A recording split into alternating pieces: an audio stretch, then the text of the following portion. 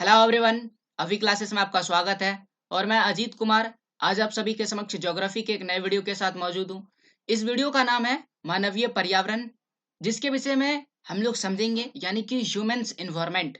पर्यावरण का अर्थ क्या होता है? पर्यावरण मतलब इन्वायरमेंट, मतलब आसपास, आपके आसपास क्या है, आप चारों ओर अपनी नजर दौड़ाइए, अपनी देखिए चारों ओर क्या दिख रहा है, वो सारी चीजें पर्यावरण के अंतर्गत आता है। और वो जो पर्यावरण है वो मानव को इफेक्ट करता है, प्रभावित करता है। और इस पर्यावरण के अंतर्गत यानी कि मानवीय पर्यावरण के अंतर्गत हम लोग बस्तियों के विषय में समझेंगे बस्तियां क्या होती है, शेल्टर्स यानी कि कहाँ पर लोग रहते हैं, किस प्रकार से रहते हैं, उनके रहने का तरीका क्या है, जो शहर में रहते हैं उनके रहने का तरीका क्या है, जो गांव में ग्रामीण क्षेत्र रूरल एरिया में रहते हैं उनके रहने का तरीका क्या है। इन सब चीजों के अलावा लोग क्या करते हैं, परिवहन का इस्तेमाल करते हैं। तो ये परिवहन के अलग अलग जो रूप है वह किस प्रकार से हैं, वे किस तरह से हमें प्रभावित करते हैं। और हम लोग अंत में समझेंगे संचार क्या होता है, संचार के साधनों को विषय में विस्तार से समझेंगे। इन सबको पढ़ने के बाद हम लोग कुछ जानने युक्त फैक्ट के विषय में भी जानकारी प्राप्त करेंगे। तो इस वीडियो को अंत तक देखें क्योंकि यह एक एनसीईआरटी सॉल्यूशन है जो क्लास 7 के ज्योग्राफी का चैप्टर 7 है। तो आइए वीडियो में आगे बढ़ते हैं और समझते हैं मानवीय पर्यावरण, बस्तियां, परिवहन एवं संचार, it means human environment, shelters, transport and communications. देखिए इन वीडियो को पढ़ने के बाद अगर आपको इसके पीडीएफ की जरूरत पड़ती है तो अभी क्लासेस को टेलीग्राम में फॉलो करें। और अगर आप मुझसे कोई पर्सनल सवाल करना चाहते हैं तो इसके लिए मुझे इंस्टाग्राम या फेसबुक पर फॉलो कर सकते हैं। मैंने इसी प्रकार के बेस्ट सॉल्यूशन पहले से ही अपने चैनल पर अपलोड कर दिया जो क्लास 10th का एनसीईआरटी सॉल्यूशन है। ये एनसीईआरटी सॉल्यूशन बोर्ड परीक्षा के लिए बेहद उपयोगी है। अगर आप बोर्ड परीक्षा की तैयारी कर रहे हैं तो ये आपके लिए बहुत ही ज्यादा उपयोगी है। इस इन सभी वीडियोस को देखने के लिए डिस्क्रिप्शन में लिंक चेक करें। ना केवल सोशल साइंस बल्कि science, math and Hindi grammar के बेस्ट एनसीईआरटी सॉल्यूशन आपको नीचे मिल जाएगा। मानवीय पर्यावरण, ह्यूमन्स इन्वायरमेंट, इसके अंतर्गत हम लोग पढ़ेंगे बस्तियां क्या होती है और परिवहन क्या होता है। परिवहन के अलग अलग रूप क्या है, जो बस्तियां यानी कि सेटलमेंट्स कह सकते हैं उनके क्या क्या रूप है। और अंत में हम लोग संचार यानी कि कम्युनिकेशंस के विषय में समझेंगे। तो आइए हम लोग सबसे पहले बस्तियां यानी कि सेटलमेंट्स के विषय में बेहतर तरीके से समझते हैं। आप इस चीज की कल्पना कीजिए कि जो अर्ली ह्यूमंस था यानी कि आज से पहले प्रारंभिक मानव, देखिए जैसे जैसे हम आगे बढ़ते चले गए, जो प्रारंभिक मानव था वह भोजन वस्त्र यानी कि भोजन मतलब फूड, वस्त्र मतलब कह सकते क्लॉथ्स, ओके, और आवास मतलब रहने के लिए जगह, पूर्ण रूप से वह प्रकृति पर, नेचर पर निर्भर था। वो डिपेंड था नेचर पर। लेकिन क्या हुआ, समय में, टाइम में परिवर्तन हुआ, टाइम जो है वह बदलता चला गया। और समय के साथ साथ मानव ने क्या किया, अपने कौशल विकास यानी कि उसके अंदर जो कह सकते हैं क्षमता था, उस क्षमता को उन्होंने पहचाना, उसके अंदर जो कह सकते ज्ञान था उस ज्ञान को बाहर निकाला। और उन्होंने क्या किया, घर बनाना शुरू कर दिया, खाने खाने का पदार्थ जमा करना शुरू कर दिया। यह कह सकते हैं उन्होंने फसल उगाना प्रारंभ कर दिया, उन्हें सीखा फसल किस प्रकार से उगाया जा सकता है। उन्होंने खाने को जमा करना प्रारंभ कर दिया, फसल उगाना मतलब उन्होंने खाने को बनाना सीख लिया। और धीरे धीरे उन्होंने ना केवल खाने को बनाया बल्कि वह संचार यानी कि कम्युनिकेशंस को भी समझे और परिवहन यानी कि ट्रांसपोर्ट का भी विकास हुआ।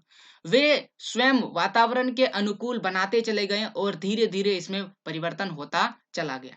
तो पहले जो आदमी थे यानी प्रारंभिक मानव यानी कि अर्ली ह्यूमंस जो थे, वे पेड़ों पर रहते थे, वृक्षों में, ट्री, ओके, और या फिर गुफाओं में रहते थे जिसे कैप्स कहते हैं अंग्रेजी में। तो उसमें ही रहते थे। और कह सकते हैं वे फसल को उगाना सीखे। जब उन्होंने फसल यानी कि क्रॉप्स को उगाना प्रारंभ किया तो अब उन वे क्या कर सकते हैं, एक ऐसे जगह पर रहना पड़ेगा जहां पर फसल को उगाया जा रहा है, क्योंकि फसल को उगाने में लगभग कह सकते हैं 3 महीने का समय लगता है या 4 महीने का समय लगता है। तो इस समय अंतराल के लिए उसे एक जगह पर रहना पड़ेगा। तो एक जगह में रहने के लिए उसे अस्थाई आवास की आवश्यकता पड़ गई। अस्थाई का मतलब होता है परमानेंट, परमानेंट, ओके, अस्थाई आवास की आवश्यकता हो गई। जैसा कि हम सभी जानते हैं कि कृषि का विकास जो है वह नदी घाटी के आसपास हुआ है, रिवर वैलीज के आसपास हुआ है। और यही कारण है कि जितनी भी सभ्यताएं हैं, मानव की सभ्यताएं हैं, वह सभी नदी घाटी के आसपास ही है। जैसे कि सिंधु घाटी सभ्यता, या फिर मिस्र में जो इजिप्ट जिसे कहते हैं, वह नील सभ्यता, इराक में टिग्रस एवं चीन में हुआंग हो नदी, इन सभी के आसपास जो सभ्यताएं हैं वह हमें कह सकते हैं प्रमाण देता है कि मानवीय सभ्यता जो है वह प्रारंभिक में नदी के किनारे हुआ करती थी। नदी घाटियों में मानवीय बसाव के लिए अनुकूल भौगोलिक दशाएं भी उपलब्ध थी। यानी कि जो नदी घाटियां थी यानी रिवर्स वैली जो था, वहां पर मानव के रहने के लिए जो फेवरेबल जियोग्राफिक कंडीशन होना चाहिए, यानी कि जो जो वहां पर उपस्थित होना चाहिए, क्या होना चाहिए, वहां पर अच्छा भूमि है, यानी कि अच्छा जगह है रहने के लिए। इन्हें की पहाड़ जैसा जगह है, गिर जाओगे तो कह सकते हैं घायल हो जाओगे। पीने योग्य पानी है, पेयजल है, परिवहन का साधन है, वहां पर बैलगाड़ियां जा सकती है क्योंकि पुराने जमाने की बात है, तो वहां पर आवाजाही कर सकते हैं, शिकार कर सकते हैं, हंटिंग यानी कि शिकार करके भोजन को जमा कर सकते हैं। इन सब की सुविधा उपलब्ध थी और उन्होंने क्या किया, वहां पर धीरे धीरे बस्ती जमाना शुरू कर दिया और इस प्रकार से वह वहां पर रहना प्रारंभ कर दी। तो हमने ये समझा कि किस प्रकार से लोग सेटलमेंट्स होते चले गए, बस्तियों का निर्माण होता चला गया। अब हम लोग इसकी परिभाषाओं को समझते हैं और आज की कुछ मुख्य बातों पर विचार करते हैं। तो बस्ती का मतलब होता है एक ऐसा स्थान, एक ऐसा प्लेस जहां पर लोग क्या करते हैं, अपने घर को बनाते हैं और वहां पर रहते हैं। बस्तियां जो है वह दो प्रकार की होती है, एक होती है अस्थाई और दूसरा जो होती है वह होती है अस्थाई। ओके, अस्थाई और अस्थाई, तो यहाँ पर आप देख सकते हैं अस्थाई और दूसरी क्या होती है, अस्थाई। तो वैसी बस्तियां यानी कि आप समझिए कि घर का groups groups of houses, okay ना, तो बस्ती बोलेंगे। तो वैसी बस्तियां जो कुछ समय के लिए यानी कि कुछ ही समय के लिए बनाई जाती है, फिर उसे क्या कर दिया जाता है, हटा दिया जाता है, या फिर उस स्थान को छोड़ करके वे दूसरे जगह पर चले जाते हैं, स्थानांतरित हो जाते हैं यानी कि माइग्रेट कर जाते हैं। वैसी बस्तियों को हम लोग बोलते हैं अस्थाई बस्तियां, मतलब टेम्पररी सेटलमेंट्स। बहुत ही आसान है। जैसे कि अगर कोई घने जंगल में रह रहा है तो वहां हमेशा नहीं रह सकता क्योंकि उसे जंगली जानवरों से डर है। अगर कोई रेगिस्तान में रहता है, चाहे वह गर्म रेगिस्तान हो यानी ठंड हो, या यानी कि बालू वाला हो या फिर बर्फ वाला हो, डेजर्ट में क्या होता है, लंबे समय तक आप रह नहीं सकते हैं। अगर कोई पहाड़ों के ऊपर रहता है तो हो सकता है वहां पर ठंडी बहुत अधिक लगेगी, तो वो उस स्थान को छोड़ के फिर नीचे आ जाएगा। तो इस प्रकार से ऐसे स्थान पर जो व्यक्ति रहते हैं वे स्थान को बदलते रहते हैं, माइग्रेट करते रहते हैं, और इस तरह की बस्तियों को अस्थाई बस्ती कहते हैं। क्यों वे बदलते हैं, क्योंकि या तो वहां पर जो शिकार करना था वह शिकार खत्म हो चुका, मान के चलिए कोई जंगलों में रहता है, वो किसी जानवर का शिकार करके खाते थे और वह जानवर जो है समाप्त हो चुका है, तो अब उसे अखेट वे नहीं कर पाएंगे यानी कि हंट नहीं कर पाएंगे, उसे वह जगह छोड़ना पड़ेगा। या फिर कोई ऐसा समूह है जो कह सकते हैं जंगलों में आदि कंदमूल ये सारी चीजें होती है, जंगली फ्रूट्स कह सकते हैं, वे सारी चीज को कलेक्ट करते थे, खाते थे, और अब वह खत्म हो चुका है या फिर सीजन जो है वह चेंज हो चुका है, मौसम का परिवर्तन हो चुका है, तो अब वहां पर वे सारे नहीं उगेंगे, तो अब उसे वे स्थान परिवर्तन करना पड़ेगा। तो इस प्रकार से अगर कोई कृषि करता है यानी कि एग्रीकल्चर करता है, माइग्रेट एग्रीकल्चर यानी कि स्थानांतरित कृषि करता है, तो उसे अपने स्थान को परिवर्तित करना पड़ेगा, और यह सभी चीज क्या कहलाता था, ऋतु प्रवास कहलाता था। तो इस प्रकार से वे कह सकते हैं कि एक स्थान को दूसरे स्थान से बदलते रहते थे। लेकिन कुछ ऐसी है इसके विपरीत जो हमेशा के लिए वहां ही पर रहता था, यानी कि परमानेंट वे सेटल हो जाते थे, तो वैसी बस्तियों को हम क्या कहते थे, परमानेंट सेटलमेंट कहते हैं। और आज की दुनिया जिस जमाने में हम लोग रह रहे हैं, आज मैक्सिमम ऑफ द जो घर है, बस्तियां जो है वह कैसा है, परमानेंट है। इन बस्तियों में लोग रहने के लिए घर बनाए हैं और उसी में वह रहते हैं। अब एक चीज देखिए कि अगर कोई मानव बस्ती बसाता है, ढेर सारे ग्रुप्स ऑफ हाउसेस बनाता है, तो उसके लिए आइडियल क्या है, आइडियल आदर्श बसाव क्या होना चाहिए। एक ऐसा स्थान जहां पर एक अच्छा अनुकूल जलवायु हो, मतलब वहां पर ज्यादा गर्मी नहीं लगे, ना ही ज्यादा ठंड लगे, ना ही हमेशा वर्षा हो। या फिर अगर कोई समुद्र के किनारे है तो उसे ज्वार भाटा यानी कि सुनामी वगैरह ये सारी चीज परेशान करेगा, तो वैसा भी नहीं होना चाहिए। वे एक अच्छा जगह होना चाहिए जहां पर अच्छी जलवायु हो, ना अधिक गर्म ना अधिक ठंडी, आप इस तरह से समझ सकते हैं। वहां पर पानी की उपलब्धता हो, अवेलेबिलिटी ऑफ वाटर, तो इस प्रकार से क्या होता है, लोग वहां पर पीने योग्य पानी के लिए नहीं भटकेंगे। जैसे कि अगर रेगिस्तान की बात करें तो वहां पर पीने योग्य पानी नहीं होता है गर्म रेगिस्तान में, तो ऐसे में वहां पर लोग रहना पसंद नहीं करते। वहां का जो भूमि है वह उपयुक्त होना चाहिए, सुटेबल लैंड होना चाहिए। ये नहीं कि वहां का भूमि खराब है, वह उपजाऊ नहीं है, यानी कि फर्टाइल सॉइल नहीं है वहां की मिट्टी, तो ऐसे में ये हमें प्रभावित करता है। और अगर ये सारी चीजें जहां पर मौजूद है उसे हम कहते हैं अनुकूल भौगोलिक दशाएं, और वहां पर लोग बस्तियों का बसाव करते हैं। अब इन बस्तियों को हम दो भागों में बांट सकते हैं क्योंकि इसकी विशेषता होती है। तो एक जो भाग होता है उसे बोलते हैं ग्रामीण बस्ती यानी कि द रूरल सेटलमेंट, ओके, और जो दूसरी होती है वैसे बोलते हैं नगरीय बस्ती, मतलब द अर्बन सेटलमेंट। बहुत ही आसान है, इन दोनों को एक बार हम लोग पढ़ लेते हैं। सबसे पहले बात करते हैं ग्रामीण बस्ती यानी कि रूरल सेटलमेंट।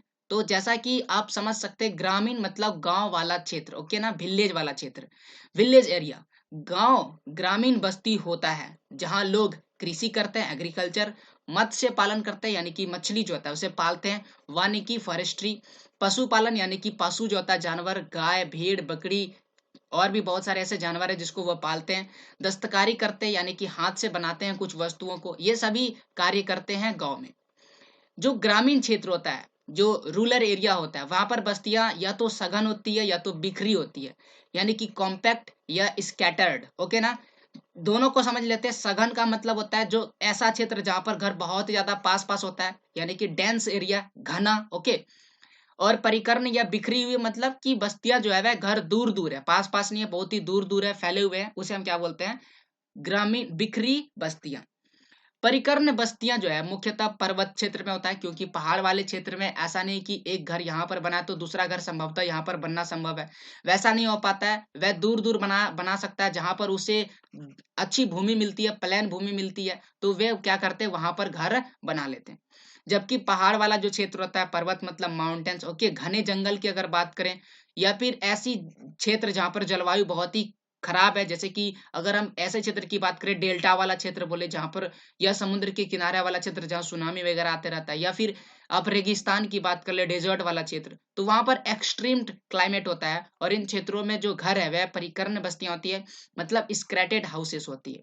तो इस प्रकार से ग्रामीण बस्तियां होती है। अब आगे बात करते हैं कि मानवीय पर्यावरण का निर्माण पर्यावरण के अनुकूल किया जाता है, यानी कि मानव का जो, माफ कीजिए, मानवीय आवास है, यानी कि मानव जो अपने घर है वह पर्यावरण के अनुकूल बनाते हैं। अत्यधिक अगर वर्षा है, एक ऐसा स्थान जहां पर बहुत ज्यादा वर्षा होती है, तो वहां पर ढाल वाली छतें बनाई जाती है। इस प्रकार से ढाल वाली छतें होती है, इस प्रकार से, ओके। तो यहाँ पर पानी जो है वह इसमें टिकता नहीं है, बल्कि वह गिर जाती है, छत बनाई जाती है। जिन क्षेत्रों में वर्षा के समय जल जमाव होता है, यानी कि वैसा क्षेत्र जहां पर अधिक वर्षा होने के कारण जल है जो जमा हो जाता है, यानी कि आप कल्पना कीजिए कि एक ऐसा क्षेत्र जो गड्ढे वाले स्थान में है, तो वहां पर क्या होगा, पानी जैसे पड़ेगा तो वर्षा जैसे होगी तो यहाँ पर पानी क्या हो जाएगा, जमा हो जाएगा।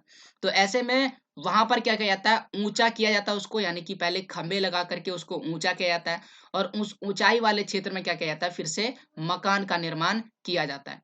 तो इस प्रकार से आप समझ सकते हैं, खंभों के सहारों पर ऊंचाई पर मकान बनाए जाते हैं, जिसको हम लोग चबूतरे वाला या स्टिल्ट हाउस कहते हैं।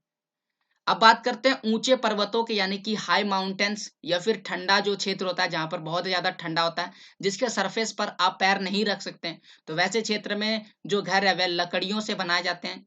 जिन प्रदेशों में गर्म जलवायु होता है, यानी कि जहां पर गर्मी लगता है अत्यधिक, वहां पर मिट्टी की मोटी दीवार बनाई जाती है, यानी कि मिट्टी की मोटी दीवार बनाई जाती है, वाल, मिट्टी मतलब सोयल, ओके, उन मिट्टी के मोटे मोटे दीवारों से, ताकि वह मिट्टी उस गर्मी यानी गर्मी को सोख ले और घर के अंदर को हमेशा ठंड प्रदान करे।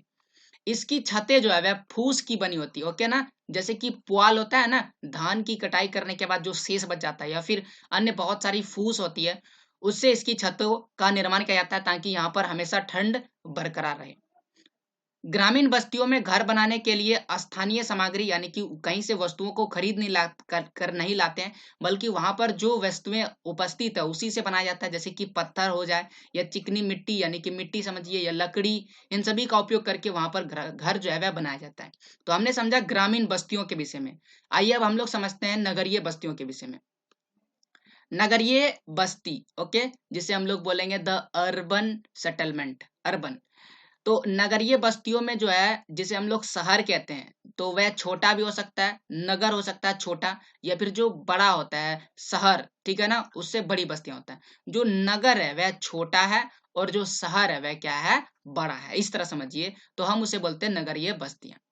नगरीय क्षेत्र निर्माण, व्यापार, सेवा, यही सभी क्षेत्र में कार्यरत है, यानी कि लोग जो है वह निर्माण करते हैं, यानी कि स्ट्रक्चर्स बनाते हैं, बड़ी बड़ी बिल्डिंगें बनाती है, लोग व्यापार करते हैं, कह सकते हैं। और दूसरा जो सेवा क्षेत्र, यानी कि हो सकता है कुछ लोग परिवहन चला रहे हो, बैंक चला रहे हो, तो ये सारे सेवा क्षेत्र के अंतर्गत आते हैं, वे सारे काम करते रहते हैं कौन, नगरीय बस्तियों के लोग। तो क्षेत्र के लोग जो है नगर विकास को प्रभावित करने वाले प्रमुख कारक जो है, यहाँ पर जो लोग रहते हैं उसको कौन कौन प्रभावित करता है? प्राकृतिक यानी कि नेचुरल इन्वायरमेंट, सांस्कृतिक कारक और इकोनॉमिक कारक। प्राकृतिक कारक में क्या होता है? देखिए, प्रकृति में धरातल की संरचना, धरती की संरचना किस प्रकार से है? अगर धरती की संरचना उच्चवाच है तो वहां पर लोगों का बसाव भी अलग तरीके से होगा। वहां पर उच्चवाच कैसा है, नगर की स्थिति कैसा है, जल वहां पर कितना मौजूद है, ये सारी प्राकृतिक कारक में आता है। सांस्कृतिक कारक में रीति रिवाज के अनुसार, रीति रिवाज कस्टम्स के अनुसार वहां पर मकान बनाए जाते हैं। सामाजिक मान्यताओं को ध्यान दिया जाता है। नगर के आंतरिक विकास को प्रभावित करती है ये सारी चीजें।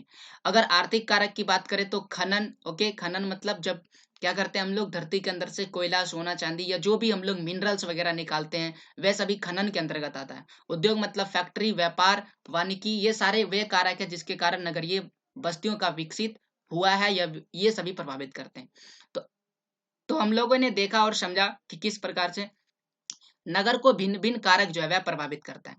अगर भारत के कुछ शहर का नाम ले, जैसे कि वाराणसी, अमृतसर, तिरुपति, ये सारे वे हैं जहां पर अधिक जो है वह सांस्कृतिक रीति रिवाज का पालन किया जाता है। तो इस प्रकार से इन शहरों का विकास किस आधार पर हुआ है? संस्कृति के आधार पर हुआ है। तो हम लोग कह सकते हैं कि यहाँ का जो पर्यावरण है, यहाँ का जो आसपास का क्षेत्र है वह किससे प्रभावित है? वह संस्कृति से प्रभावित है। तो यहाँ पर हमने सेटलमेंट को समझा किस प्रकार से नगरीय और वह ग्रामीण क्षेत्र में होता है। अब एक बात को समझते हैं, वह है परिवहन यानी कि ट्रांसपोर्ट। तो ट्रांसपोर्ट, देखिए, जो परिवहन है वह लोगों एवं सामान के आवागमन आवागमन का साधन है। यानी कि परिवहन का हम लोग यूज क्यों करते हैं? एक हमारे पास बहुत ज्यादा सामान है, मान के चलिए मेरे पास एक ट्रक चावल है, तो वह सामान क्या होगा, मुझे एक जगह से दूसरे जगह ले जाने के लिए मुझे ट्रक का जरूरत पड़ेगा। तो ये क्या करता है, सामानों को या एक व्यक्ति को एक स्थान से दूसरे जगह तक पहुंचाता है। पुराने समय की अगर बात करें तो लोग क्या करते थे, पैदल चलते थे और अपने साथ अपने सामानों को भी ढोते थे। तो पुराने समय में जो सामान है उसे ढोने के लिए पशुओं का उपयोग करते थे। उस समय अधिक दूरी की यात्रा जो है वह लोग नहीं करते, यानी कि लॉन्ग डिस्टेंस ट्रेवल जो है बहुत ही कम करते थे। और अगर वह करते थे तो उसमें बहुत ही ज्यादा समय लगता था, बहुत ही अधिक समय लगता था। पहिए का जब खोज हुआ, पहिए मतलब व्हील्स, ओके ना, कार का पहिया, मोटरसाइकिल का पहिया, ओके। तो व्हील्स यानी कि व्हील्स जब खोज हुआ तो परिवहन क्या हुआ है, आसान हो गया, बहुत ही ज्यादा आसान हो गया। परिवहन के विभिन्न विभिन्न साधनों का विकास हुआ। हम लोग अब कह सकते हैं अलग अलग साधन का प्रयोग कर सकते हैं। आज कई स्थानों पर लोग परिवहन के लिए पशुओं का उपयोग करते हैं, यानी कि आज भी बहुत सारे ऐसे क्षेत्र हैं जहां पर लोग जो है वह परिवहन के लिए किसका प्रयोग करते हैं, पशु यानी कि एनिमल्स का प्रयोग करते हैं। जैसे कि बैलगाड़ी, बैल का प्रयोग, और कह सकते हैं गधा, खच्चर, ऊंट या घोड़े, इन सभी का प्रयोग करके विभिन्न प्रकार के परिवहन में इसका प्रयोग किया जाता है, सामानों को एक स्थान से दूसरे स्थान पर पहुंचाने के लिए। दक्षिण अमेरिका की अगर बात करें तो दक्षिण अमेरिका में एंडीज पर्वत का जो क्षेत्र है, एंडीज पर्वत का जो एरिया है, उसमें लामा या तिब्बत में जो है याक, ये जानवर का नाम है, ओके ना, लामा और याक, इनका प्रयोग किया जाता है किसके लिए, परिवहन के तौर पर। पुराने समय की अगर बात करें तो पुराने समय में अगर यानी कि अर्ली टाइम्स की बात करें तो व्यापारियों को भारत में पहुंचने में बहुत ज्यादा समय लगता था, बहुत महीने लग जाते थे, अनेक महीने, 6-6 महीने या 12-12 महीने लग जाते थे भारत पहुंचने में यूरोप से यात्रियों को। वे समुद्री मार्ग से या स्थलीय मार्ग से भारत आए थे। हवाई यात्रा ने परिवहन को तीव्र बना दिया, यानी कि पुराने समय में समुद्र या स्थल के मार्ग से आए थे, लेकिन जैसे ही एरोप्लेन्स कह सकते हैं का विकास हुआ तो उससे जो परिवहन है वह बहुत ही ज्यादा फास्ट हो गया। आज भारत से यूरोप की यात्रा केवल 6 से 8 घंटे में संभव है। सोच सकते हैं कितना, कह सकते हैं समय का बचत हो गया। पहले महीनों लगता था और अब ये काम क्या है, घंटों में संभव हो पा रहा है। तो ये 1 महीना ना बल्कि 6 महीने से भी अधिक समय का लग जाता था भारत, यूरोप से भारत आने में। इस प्रकार परिवहन जो है वह आधुनिक साधन समय एवं ऊर्जा की बचत करता है, यानी कि टाइम एंड एनर्जी को क्या करता है, वह सेव करता है। और परिवहन हमारे लिए बहुत ज्यादा उपयोगी है। तो परिवहन को हम लोग 4 भागों में बांट सकते हैं, 4 टाइप्स में इसको कह सकते हैं विभक्त कर सकते हैं, डिवाइड कर सकते हैं। पहला जो है वह सड़क है, यानी कि land to land transport, okay. दूसरा जो है वह रेल है, ये भी लैंड टू लैंड है, बट ये एक कह सकते हैं क्षेत्र में चलता है। जल मार्ग और फिर वायु मार्ग। तो आइए इनके विषय में थोड़ा विस्तार से समझते हैं। सबसे पहले बात करते हैं सड़क मार्ग के विषय में, यानी कि रोडवेज, रोड। ओके, वर्तमान समय में यातायात के लिए अगर सबसे ज्यादा प्रयोग किसी भी मार्ग का हो रहा है, किसी भी रास्ते का प्रयोग हो रहा है, यानी कि सर्वाधिक उपयोग किया जाने वाला मार्ग जो है वह सड़क मार्ग है। सड़क की पहुंच छोटे छोटे गांवों से लेकर के पर्वतीय क्षेत्रों तक हो सकता है, यानी कि एक एक होता है ना कि आप रेलवे को छोटे छोटे गांवों या पहाड़ों पर्वतों पर पहुंचाना संभव नहीं है, या फिर एरोप्लेन्स की बात करें, या कहें जल मार्ग यानी कि वाटरवेज की बात करें, क्या वे छोटे छोटे गांवों तक पहुंच सकते हैं? नहीं, वे संभव नहीं है। लेकिन जो रोडवेज है यानी कि जो सड़क मार्ग है वह छोटे छोटे गांवों से लेकर के पहाड़ों पर भी चढ़ सकते हैं। तो ऐसे में इसका प्रयोग सर्वाधिक हो जाता है। सड़कें जो है वह दो प्रकार की होती है, पहली जो है पक्की और दूसरी जो है वह कच्ची। बहुत ही आसान है। पक्की सड़कों में ईंट, कंक्रीट यानी गिट्टी वगैरह, सीमेंट या तारकोल का प्रयोग करते हैं, जैसा कि आप सड़क बनते हुए देख सकते हैं। वह पक्की सड़कें होती है। जबकि कच्ची सड़कों में कुछ भी प्रयोग नहीं आता, बल्कि मिट्टी की सड़कें होती है और उसका ही प्रयोग किया जाता है। तो ये कच्ची सड़कें और पक्की सड़कें। पक्की सड़कें ज्यादा टिकाऊ होती है, जबकि कच्ची सड़कें टिकाऊ नहीं होती है। पक्की सड़कों पर चलना आसान होता है, बरसात के मौसम या हमेशा चला जा सकता है। जबकि कच्ची सड़कों पर बरसात के मौसम में यातायात धीमा पड़ जाता है। पुराने समय में जब बरसातें होती थी तो जो यातायात है कुछ समय के लिए रोक दिया जाता था बरसात के मौसम में, लेकिन अब ऐसा संभव कह सकते हैं नहीं, हम यातायात को रोक नहीं सकते हैं, और इसीलिए पक्की सड़कों का निर्माण ज्यादा तीव्र गति से होता जा रहा है। मरुस्थल की अगर बात करें, यानी कि डेजर्ट यानी या वन की बात करें, फॉरेस्ट या ऊंचे पर्वत यानी कि हाई माउंटेन्स, इन सभी क्षेत्रों में सड़कें जो है बनाई जा सकती है। इन क्षेत्रों में भी सड़कें बनी हुई है।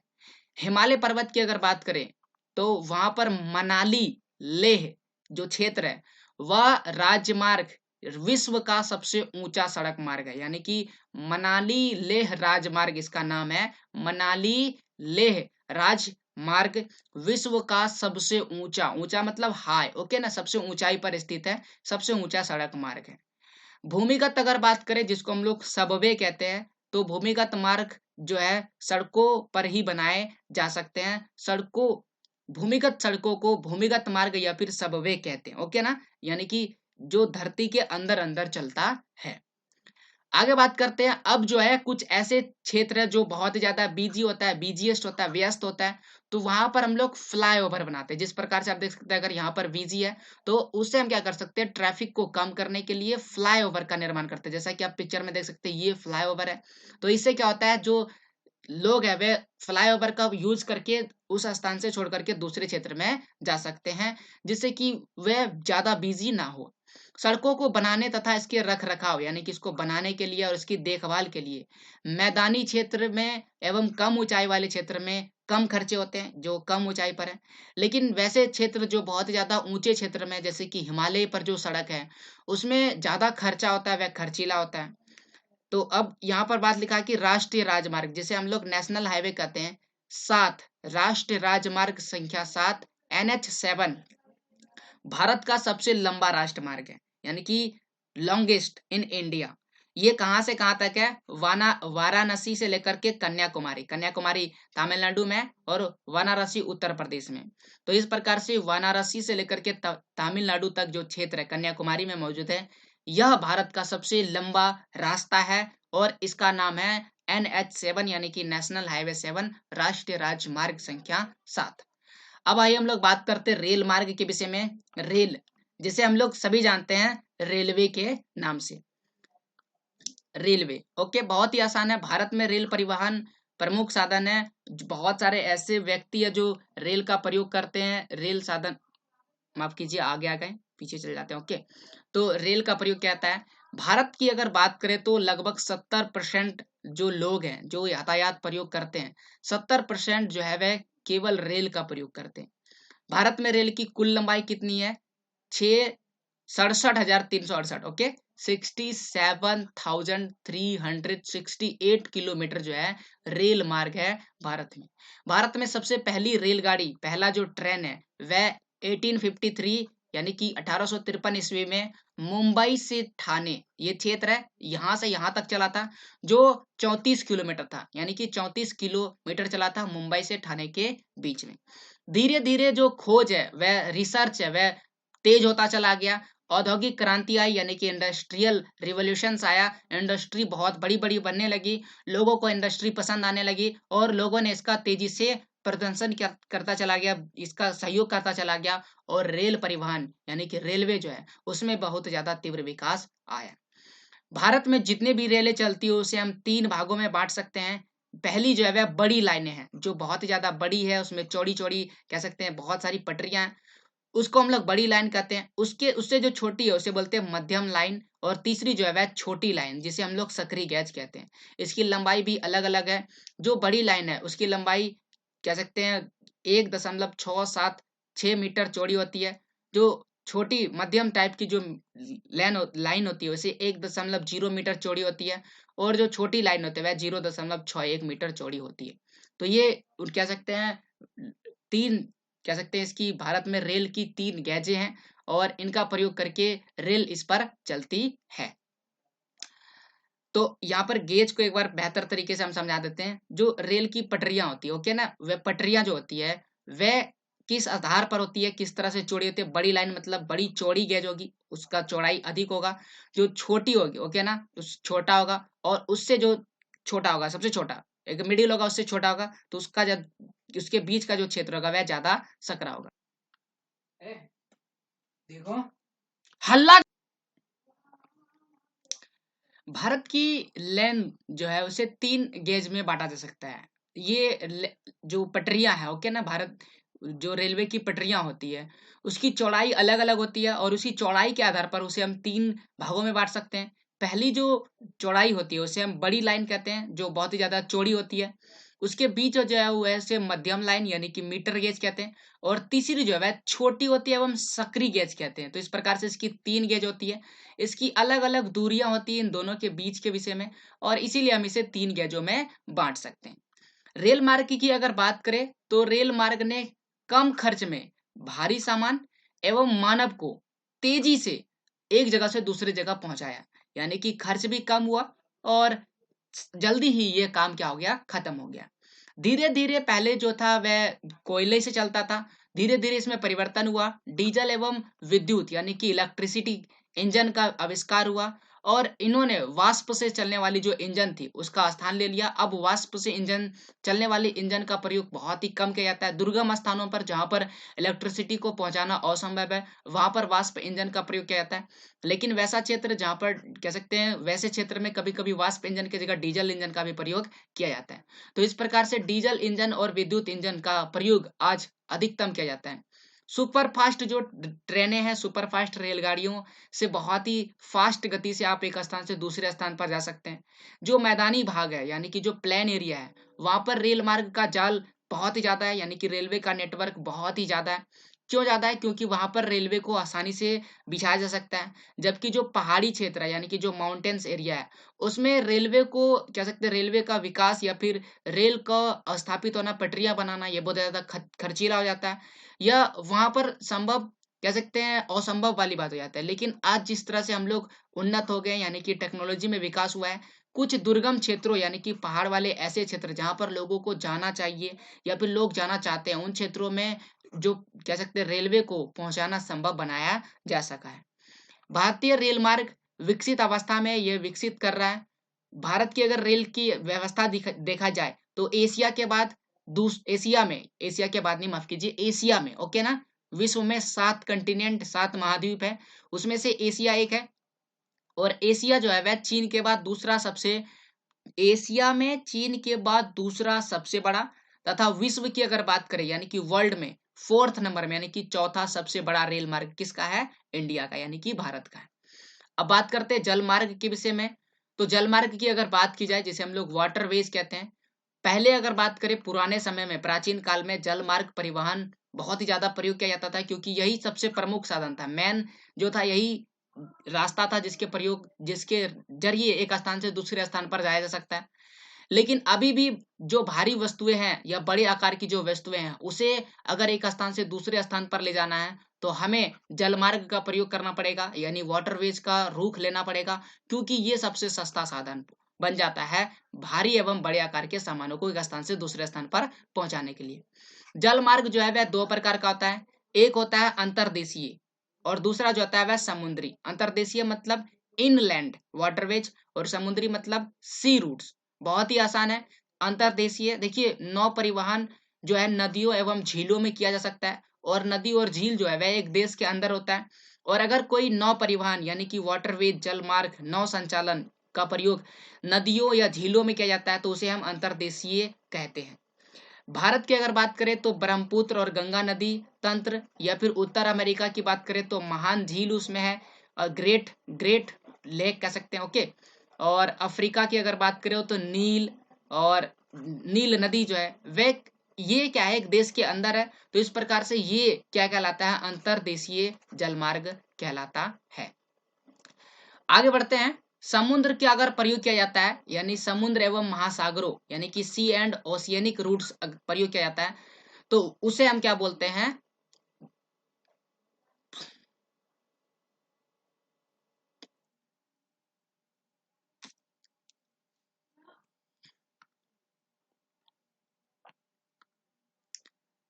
समुद्री जलमार्ग कहते हैं। तो समुद्री जलमार्ग में जो है सी रूट्स का प्रयोग किया जाता है, जिसका उपयोग हम लोग व्यापार के लिए करते हैं। व्यापारिक जो मर्चेंडीज होते हैं उनका सामान एक स्थान से दूसरे स्थान पर पहुंचाने के लिए, और इसमें हम एक देश से दूसरे देश में सामानों का पहुंचाते हैं। चूंकि समुद्र है तो इसे रोकने के लिए हमें पोर्ट चाहिए, तो बंदरगाह जो है सी पोर्ट जिसे कह सकते हैं, समुद्रों में विकास किया जाता है। और समुद्र जो कह सकते हैं, जो जहाजें समुद्र में चलती है यानी जो शिप्स समुद्र में चलती है, सी में चलती है, वह बंदरगाह से जुड़े होते हैं। भारत में मुंबई, चेन्नई, विशाखापट्टनम, उत्तर अमेरिका में न्यूयॉर्क एवं लॉस एंजिल्स, दक्षिण अमेरिका में रियो डी जेनरो, अफ्रीका में डरबन, ऑस्ट्रेलिया में सिडनी, यूरोप में लंदन, ये मैन यानी इंपॉर्टेंट एयर सी पोर्ट्स है, बंदरगाह है। भारत में बहुत सारे राष्ट्रीय जलमार्ग का विकास हुआ है। बहुत सारे राष्ट्रीय जलमार्ग मतलब जो पानी में चलने वाला मार्ग है। उनमें से राष्ट्रीय जलमार्ग संख्या 1 गंगा नदी पर स्थित है, और यह सबसे लंबा जलमार्ग है भारत का। देखिए, कुछ भारत में ऐसे राज्य हैं जहाँ पर जलमार्ग संभव नहीं है, जैसे कि मैं झारखंड राज्य में रहता हूँ। झारखंड समुद्र से सटा हुआ नहीं है, और यहाँ पर कोई बड़ी नदियां भी मौजूद नहीं है, जिसके चलते यहाँ पर जलमार्ग बहुत ही कम प्रयोग किया जाता है, यानी ना के बराबर है। या फिर आप कह सकते हैं कि इसमें जलमार्ग जो है वह नहीं है, और समुद्र से जुटा जुड़ा हुआ नहीं है, तो यहाँ पर बंदरगाह भी नहीं है। भारत में और बहुत सारे ऐसे राज्य जैसे कि उत्तर प्रदेश की बात करें या मध्य प्रदेश, तो इन क्षेत्रों में भी बंदरगाह नहीं मौजूद है। तो आप अपने से अनुमान लगाइए, वैसे ही क्षेत्रों में बंदरगाह का विकास किया जाएगा या मौजूद है जो समुद्र तट के किनारे हैं। अब हम लोग बात करते हैं सबसे फास्टेस्ट यानी कि सबसे तीव्र, जो बहुत ही जल्दी चलता है, उसे बोलते हैं वायुमार्ग यानी कि एयरवे। इसका जो विकास है वह 20वीं सदी के आरंभ में हुआ है, और ईंधन की लागत इसमें बहुत ही ज्यादा होती है। इसमें जो कॉस्ट होता है फ्यूल का बहुत ही ज्यादा होता है, इसलिए ये बहुत ही ज्यादा महंगा है। मोस्ट एक्सपेंसिव कह सकते हैं, बहुत ही ज्यादा महंगा है। यह यातायात का अकेला ऐसा साधन है जो अत्यधिक दुर्गम स्थानों यानी कि इनएक्सेसिबल एरिया पर भी पहुंचा जा सकता है। यानी कि जहां पर आप नहीं पहुंच सकते हैं, ऐसा मान सकते हैं कि जहां पर संभव नहीं है, वहां पर भी आप आसानी से पहुंच सकते हैं, और वह भी जल्दी। यानी कि इनएक्सेसिबल, जहां पहुंचना असंभव है। मान के चलिए कहीं पर बाढ़ आ गया तो वहां पर भी पहुंचाया जा सकता है। लेकिन ये जो है खराब मौसम में काम नहीं करता है। जब आसमान में कोहरा हो यानी तूफान आया हो, तो उस समय ये काम नहीं करता है। हेलीकॉप्टर एक ऐसा कह सकते हैं, और वायु मार्ग का ही साधन है हेलीकॉप्टर। वह जो है अगम्य स्थानों यानी कि जहां पर जाया नहीं जा सकता है, या फिर संकटकालीन स्थिति में, इमरजेंसी में लोगों को बचाने, भोजन पहुंचाने, वस्त्र पहुंचाने, कपड़े को पहुंचाने, पानी, पीने वाले पानी और दवाइयों यानी मेडिसिन को पहुंचाने में बहुत ही ज्यादा उपयोगी होता है।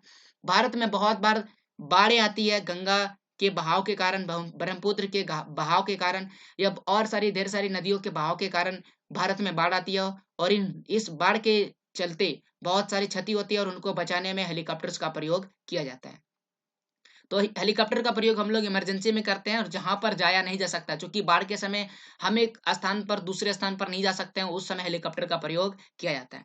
हेलीकॉप्टर को लैंड करने के लिए हवाई पत्तन यानी कि एयरपोर्ट की जरूरत पड़ती है, जो मुंबई में, दिल्ली में, या बड़े जैसे कि न्यूयॉर्क, लंदन, पेरिस, इन सभी में महत्वपूर्ण यानी इंपॉर्टेंस एयरपोर्ट्स मौजूद है।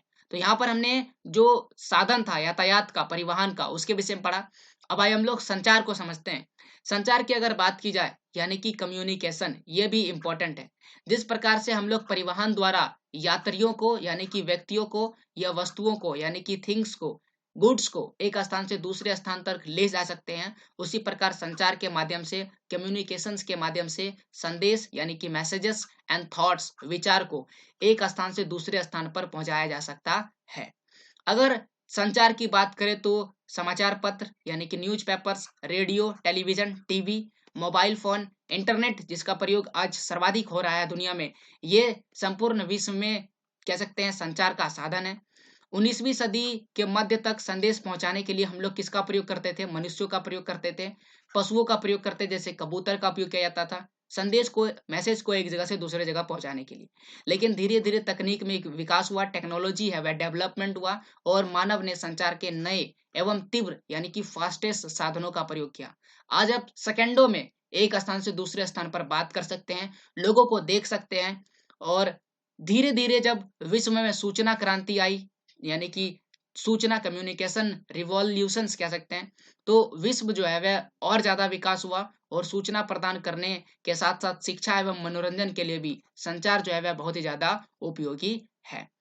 और इसके साथ साथ ये जन संपर्क का भी माध्यम है, लोगों को एक दूसरे से जोड़ के रखता है, संपर्क बनाए रखता है। तो ये संचार का उपयोग है और ये सभी मिल करके क्या करता है, हमारे जो ह्यूमन इन्वायरमेंट है, मानव का जो पर्यावरण है उसी इफेक्ट करता है। तो इस तरह से हम समझ सकते हैं कि आपसी संपर्क होने के कारण ही हम एक दूसरे से वृहद यानी कि विश्व के सभी से जुड़ सकते हैं और जीवन संचार माध्यम से सरल हो गया है। संचार माध्यम नहीं रहता तो आज समझ सकते हैं कितनी कठिनाइयों से हमें गुजरना पड़ता।